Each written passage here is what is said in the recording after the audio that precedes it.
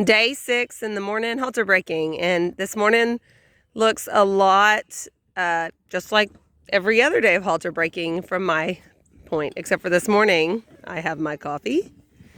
The kids do the halter breaking here, the adults do not. There's no point in an adult halter breaking a calf and then giving it to a young child to show. Well, what if they're crazy and difficult to halter break? Well, if you haven't seen our Buying Your First Longhorn video, please go check it out. I'll put the link in this video and underneath in the description right here. And my first, my number one in Buying Your First Longhorn is demeanor. And we really aren't a fan of crazy animals here. It costs the same amount to feed a crazy animal as it does to feed a good one. So day 6, halter breaking. They've been feeding them in the same spot, and the heifers are loving their food. And so today they're going to walk them to their food. They did it last night as well, but we were so busy, I didn't get the video. So the benefit of having a drag lead, they can snatch those drag leads, and they don't have to get super, super close to them. But as you can see, the heifers aren't super friendly. No, I wouldn't say friendly. They're not mean. They're just not up for the girls walking straight up to them.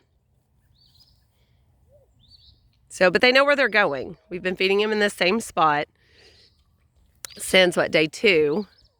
We're not feeding the big cows this morning. And they're walking, not yanking on them, but pulling, letting the heifer take a step, and then loosening the lead.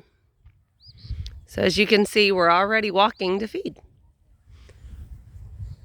And eventually, we'll walk them to feed and water. That will be, well, I'll let the girls make that decision. I'm not sure if that's going to be tomorrow or the next day, but you have to be home to be able to do that because they do need water throughout the day. We walk them to water maybe every 3 or 4 hours. So here we go, walking to feed.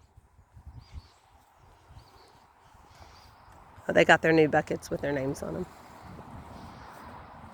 There we go. So that was a successful morning walking to feed. Are y'all planning to do the same thing tonight? Yeah, walking them to feed just like this? Okay. And so now they're going to pet them while they eat. They'll talk to them a lot, and that's more of the touch and talk that I mentioned a couple of days ago. Talking to them, just telling them about their day, telling them what they're going to do today or what they did yesterday, what they ate for breakfast.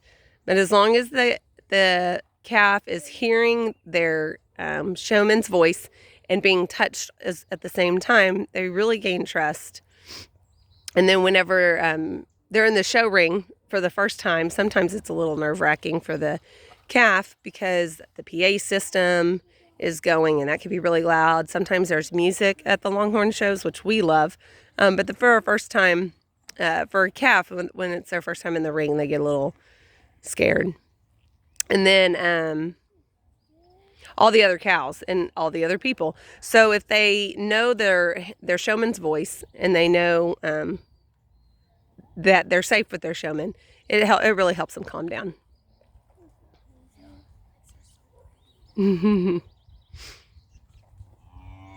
And there's Princess back there. We're not feeding the big cows this morning. They do have lick tubs, by the way. So they get lick tubs, and they only get fed when it's practice time or something like that.